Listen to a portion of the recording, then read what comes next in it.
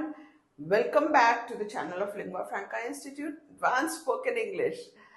आज आपके लिए हम लेकर के आए हैं कुछ बहुत ही इंटरेस्टिंग मॉडर्न इंग्लिश फ्रेजेस जो आपको किसी बुक में नहीं मिलने वाले हैं, सिर्फ एक जगह मिलेंगे और वो है लिंग्वा फ्रैंका इंस्टीट्यूट का channel.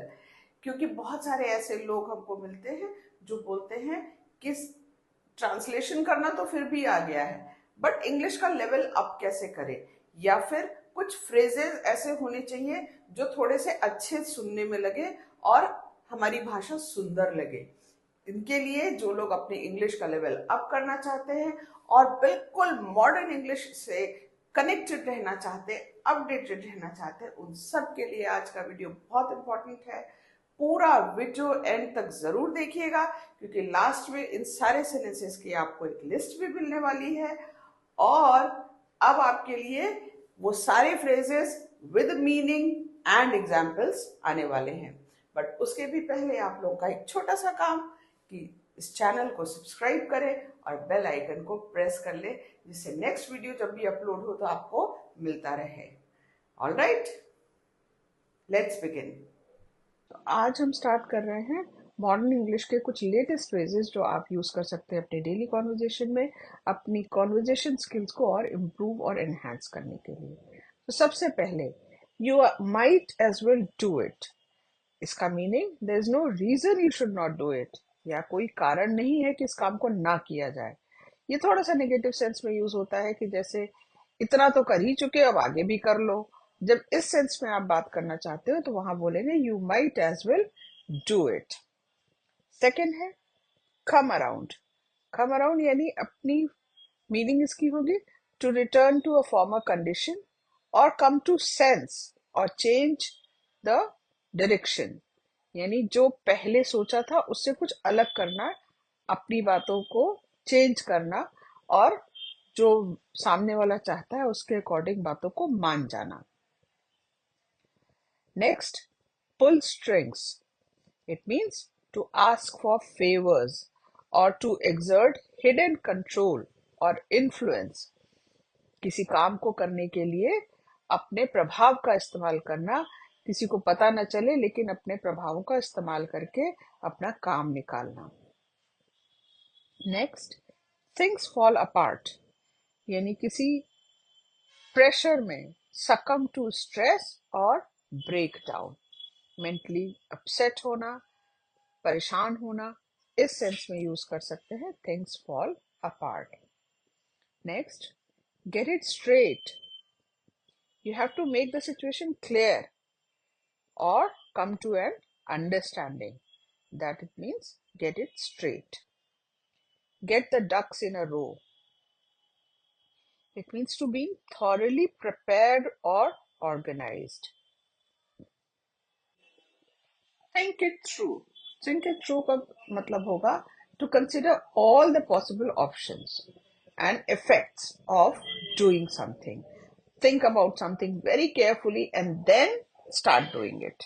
Have the goal.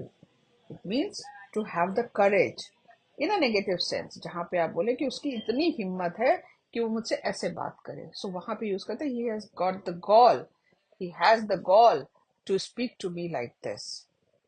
Next, cranky, where somebody is easily irritable or fussy, वहां पे आप यूज करिए he is cranky. Next, make a sound choice. To come to a wise decision, कुछ सोच समझ कर काम करना, निर्णय लेना, वहां पे यूज करते हैं to make a sound choice. Bench somebody. Bench somebody, it means to suspend someone from work for some time. किसी को काम करने से रोक देना। Overwhelming, to overpower or to destroy something. It is also used for feelings. जब कोई feeling बहुत ज्यादा हो जाती है, किसी चीज को बहुत इमोशनल हो रहे होते हैं लोग, तो वहां पे बोलते हैं इट इज वेरी ओवरवेलमिंग, वश में कर लेने वाली फीलिंग, वहां पे यूज किया जा सकता है overwhelming. Having said that. Having said that यानी नेवरदलेस या हाउएवर, डिस्पाइट, इसको कहने के बाद, हम ये कहना चाहेंगे। यहाँ पे यूज करिए आप having said that.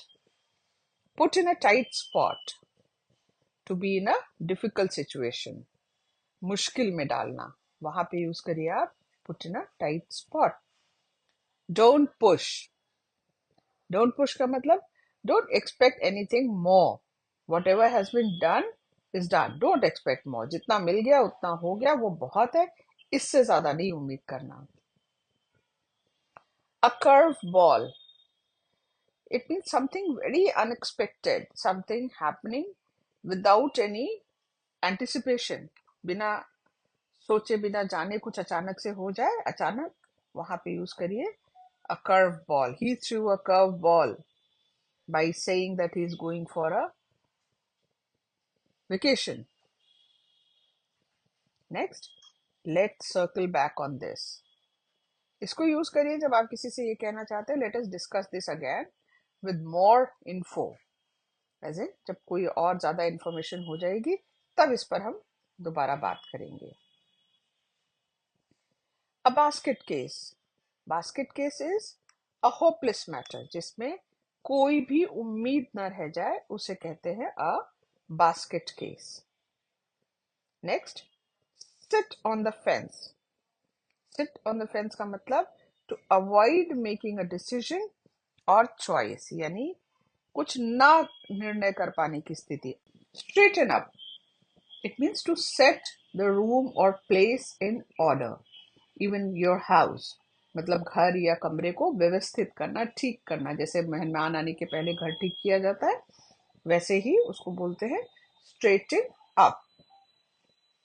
Next, pull yourself together, इसका मतलब to control your emotions and stay calm, खुद को संभालने के लिए जब आप किसी को कहें कि खुद को संभालो, इतना नहीं परेशान हो, so you can say pull yourself together. Look sharp, look sharp, it means to look ready to go out, मतलब आप तैयार दिखे, तैयार होने का मतलब तैयार दिखे कि आप कहीं जाने के लिए तैयार हैं।